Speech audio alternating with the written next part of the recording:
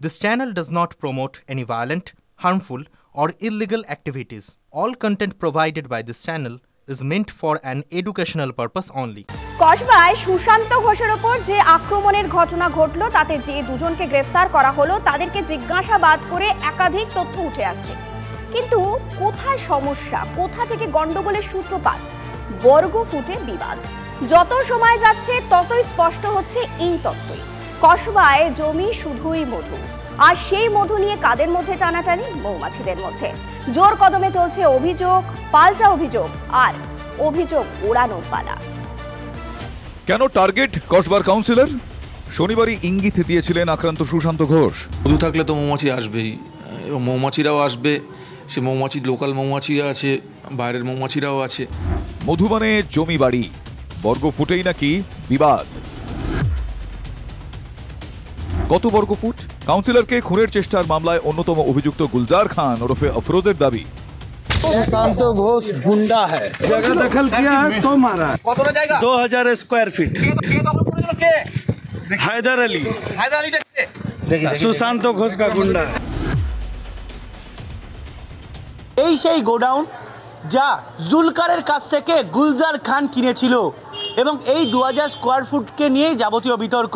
চৌবাগার গুলশন কলোনির দাঁড়ভাঙা মোড়, এখানেই নাকি দুটি ফ্ল্যাট ও একটি 2000 স্কোয়ার ফুটের গোডাউন কেনে গুলজার, কিন্তু পরে দখল পায়নি বলে অভিযোগ। ফ্ল্যাটের প্রমোটার জুলকার নাইনের কথায় গুলজারের সুরি।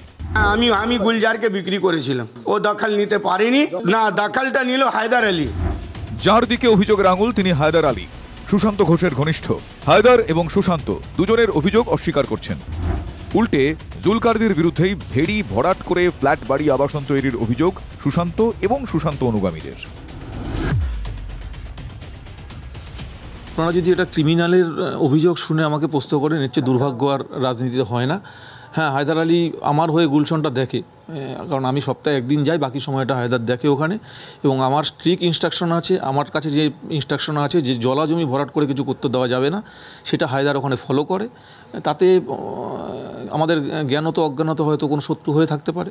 আর একটা কথা বলেছিল কি ওখানে তোর দায়িত্ব আছে, যদি কোনো ভেড়ি ভরাট হয় তো আমি সব থেকে আগে তোকে ধরবো। দাদা এই জিনিসটা আমি ফলো করে চলছি, সেই জন্য আমি দাদাকে আগে বলেছি এটা ভেড়ি ভাড়াট হচ্ছিলো। দাদাকে আমি আপডেট করলাম, দাদা ওখানে একটা ভেড়ি ভাড়াট হচ্ছে। তখন দাদা যা অ্যাকশন নেওয়ার আছে দাদা অ্যাকশন নিয়েছিল। আমি যেখানে দাঁড়িয়ে আছি সেটি একটি ভেড়ি, যা দীর্ঘদিন আগে বোঝানোর অভিযোগ ওঠে এলাকারই এক জমি ব্যবসায়ী জুলকারের বিরুদ্ধে, যেটা সুশান্ত ঘোষটা দাবি করেছিল। এবং সেই ভেড়ি আটকায় কিন্তু 2022 সালে যখন কাউন্সিলর হয়ে আসে সুশান্ত ঘোষ, সেই সময় যে এই যে সুশান্ত কুমার ঘোষের যে কঠোর অবস্থান এবং জমিয়া মাফিয়াদের বিরুদ্ধে যে রুখে দাঁড়াবার যে অবস্থান, তার ফলেই ওনাকে আজকে টার্গেট করা হচ্ছে।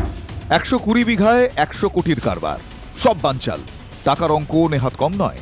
তাই কি সুশান্তকে খুনের ছক? ষড়যন্ত্র কি একা গুলজারের, নাকি নেপথ্যে জুলকারও?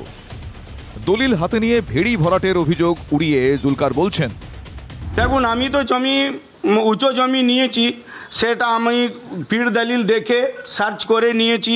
ওরা একবার ঘেরে দিয়েছিল, সেটা আমি কোর্ট থেকে অর্ডার পেয়েছি, এই কোর্টের সমস্ত কাগজ আছে, এই জমি নিয়ে কোনো বিধাবাদ নেই। সেটা হতে পারে ওই কেসটা এদিকে ঘুরাচ্ছে, ফাঁসাবার চেষ্টা করছি। হ্যাঁ, আমাকে ফাঁসাবার চেষ্টা করছে। তবে গুলজার বা জুলকার নয়, সুশান্ত অনুগামীদের সন্দেহ পিছনে আরো বড় কোনো মাথা থাকতে পারে। গুলজার একটা মোড়া আছে, এর পিছনে কোনো একটা বড় গেম চলছে, এটা পুলিশ খুব তাড়াতাড়ি বের করে নেবে। হায়দার আলী কোনো টার্গেট নেই, টার্গেট সুশান্ত কুমার ঘোষকে শেষ করবে। কোনো না কোনো পলিটিশিয়ান, অ্যান্টি পলিটিশিয়ান এর পিছনে এর বড় হাত আছে। মধুর লোভে আর কোন মৌমাছির নজর কসবায়? উত্তর খুঁজছেন তদন্তকারীরা। সায়ন্ত ভট্টাচার্যর রিপোর্ট, TV9 বাংলা।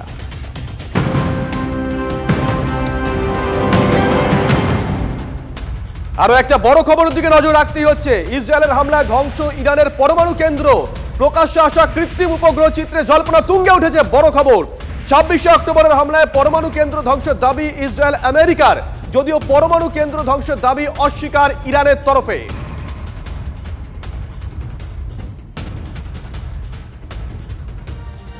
কলকাতা জুড়ে সরকারি জমি জবরদখলের অভিযোগ, নিউ টাউনে একই অভিযোগ উঠল।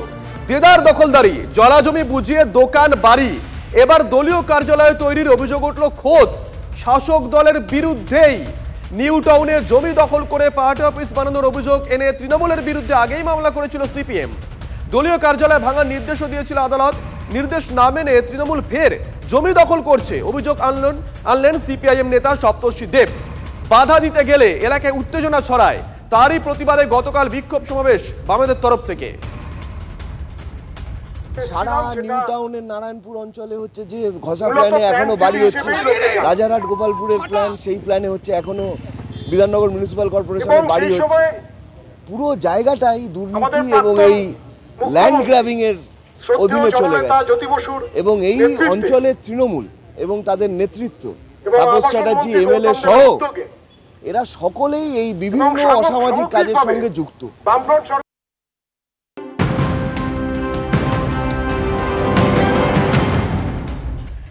মুখ্যমন্ত্রী পদের লড়াইয়ে নেই সাফ জানালেন একনাথ শিন্ডে। অমিত শাহর ইঙ্গিতের পরে মহা কুর্সির লড়াই ছাড়লেন শিন্ডে। নাম স্পষ্ট না হলেও কুর্সির লড়াইয়ের জায়গা কার্যত পাকা দেবেন্দ্র ফডনবিসের।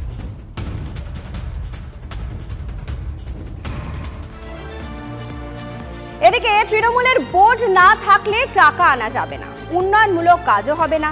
সমবায় নির্বাচনের প্রেক্ষিতে প্রচ্ছন্ন হুমকির শোনা গেল রায়গঞ্জের তৃণমূল বিধায়ক খগেশ্বর রায়ের গলায়। জলপাইগুড়ি শালিমার সমবায় সমিতি নির্বাচনে এককভাবে বোর্ড গঠন করতে পারেনি তৃণমূল। নির্দলদের সমর্থনে বোর্ড গঠন শাসক দলের, নির্দলদের দলে টেনেই হুঁশিয়ারি বিধায়কের গলায়। যা শুনে বিরোধীদের প্রশ্ন, তৃণমূল বোর্ড গঠন করতে না পারলে উন্নয়নমূলক কাজ কি ইচ্ছে করে আটকে রাখা হয়? মমতা ব্যানার্জির যে উন্নয়ন, তখন এই প্রপার্টিটা যদি তৃণমূলে না হয় তাহলে কোনো টাকা পয়সা কোথাও আনতে পারবে না। কাজে সেই কথা চিন্তা করে বিকাশ রায় এবং আমাদের পাশান সরকার আমাদের তৃণমূল কংগ্রেস দলে যোগদান করলো এবং ভোটটা আমাদের মানে সেরকম সাপোর্ট না করে আমরা নিজেরাই 4-5 জন দাঁড়াইছিলাম। আমাদের আমরা 5 জন দাঁড়াইছিলাম, 2 জন জিতছি। আপনি আগে? না, আমি আগে তৃণমূল করি, আমি সিপিএম।